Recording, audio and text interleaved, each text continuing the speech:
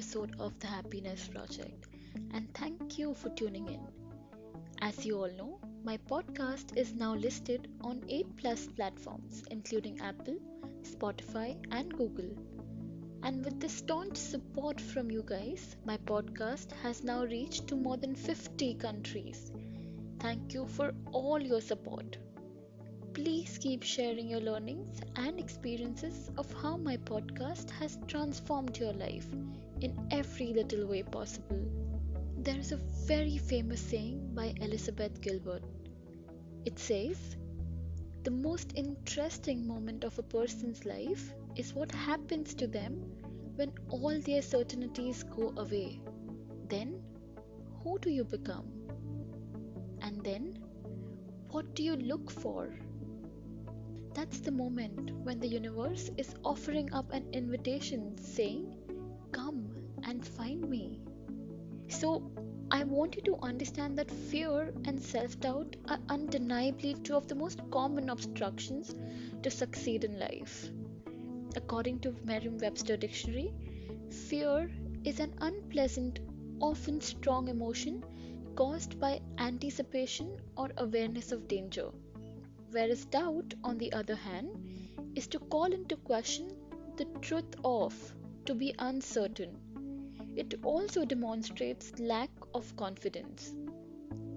We need to understand that fear is a mechanism that has been created to keep us all safe and comfortable.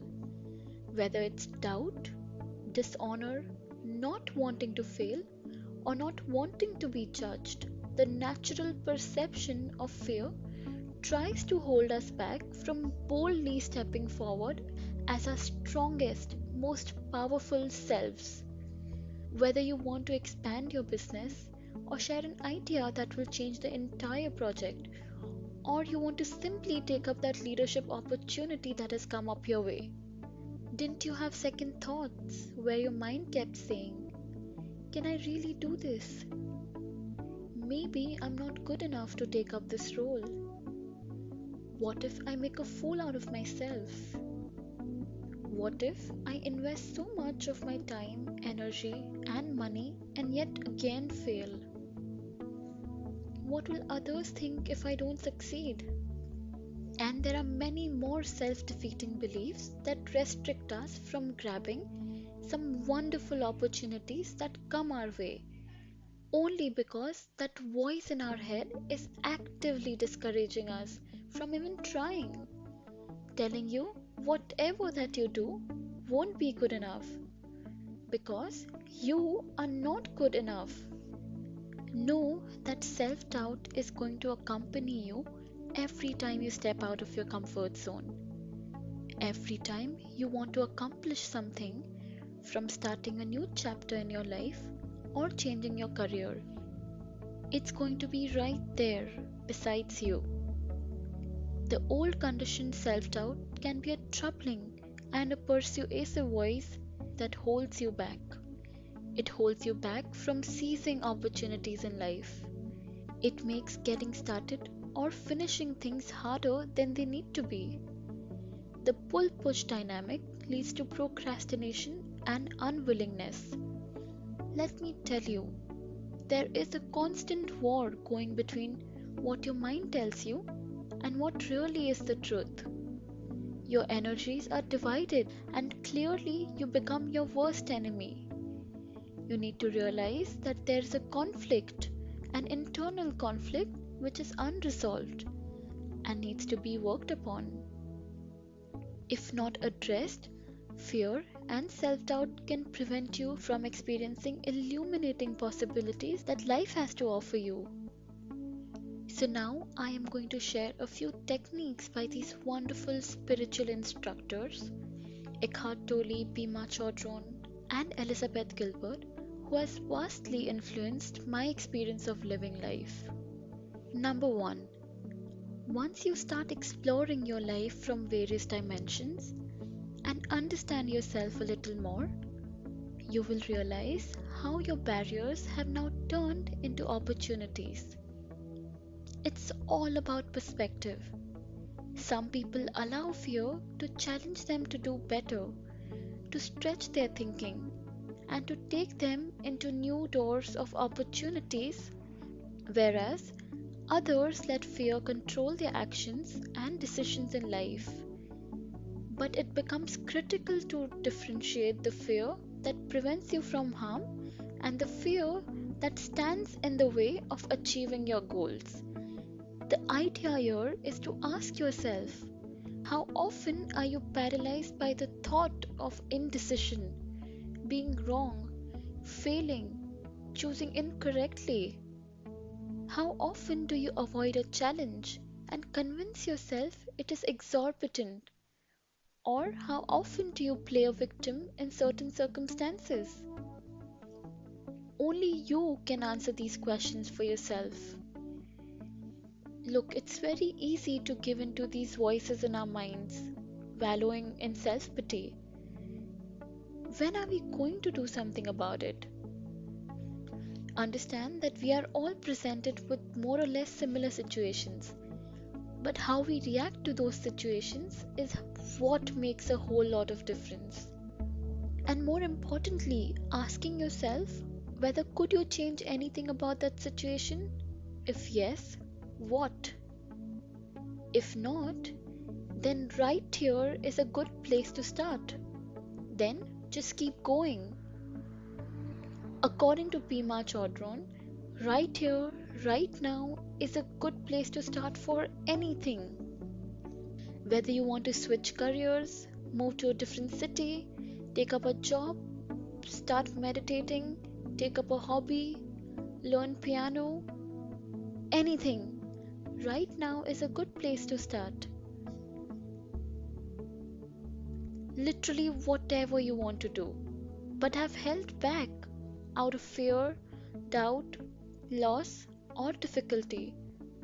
Right here is a good place to start. Number two, self acceptance. Most of our life is gone in blaming other people, thoughts, ideas for what we are today.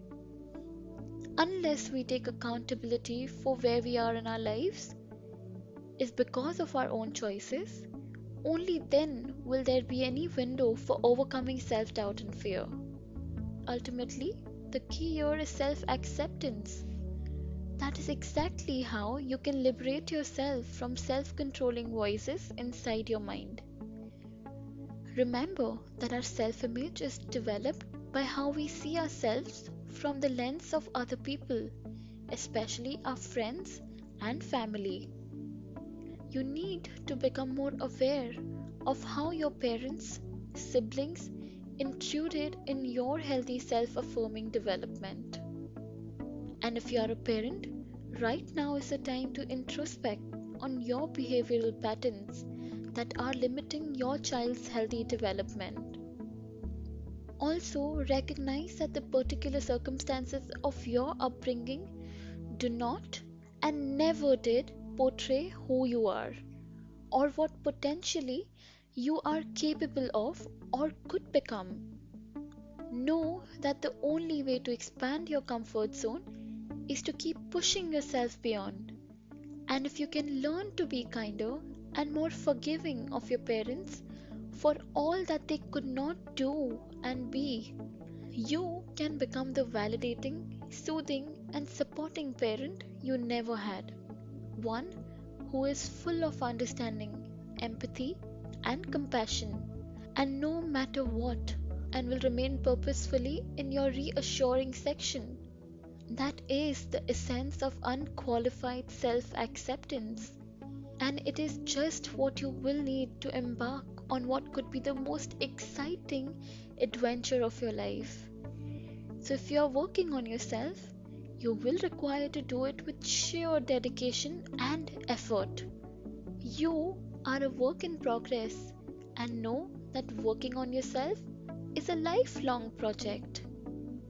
And number three, I want you to understand that self doubt starts in the mind when you start questioning everything that you do, and then it shows up in your actions. Now, this can be a good thing or sometimes can be very toxic. Positive in a way where your decisions are realistic, and are well thought out in terms of observing your thoughts all over again, and negative in a way where you tend to become an extreme person, black or white thinking, where you do not have space for gray areas in your life, all or nothing kind of thinking. And this leads to labeling yourself. For instance, I am a loser, I just can't do this, and I know I will fail again. That's where you tend to give into your core beliefs that have developed over the years, which are usually not true. Why?